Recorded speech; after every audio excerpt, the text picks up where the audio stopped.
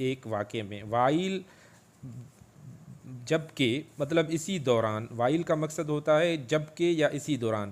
اے مین ایک بندہ was found dead.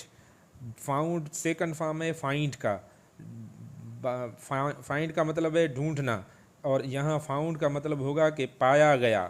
ایک بندہ ڈیڈ فوت حالت میں, مرنے والی حالت میں پایا گیا. اینڈ اور این ادر ایک اور پرسن الیکٹروکیوٹیڈ.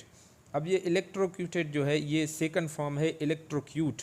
اس کا مقصد, اس کی معنی یہ ہے کہ یا تو بجلی کے جھٹکے کی وجہ سے مر جانا یا کسی کو بجلی کا جھٹکا دے کر مارنا. یہ دونوں معنی اس ورب کی آتی ہیں, اور یہ سیکنڈ فارم ہے الیکٹروکیوٹ کا.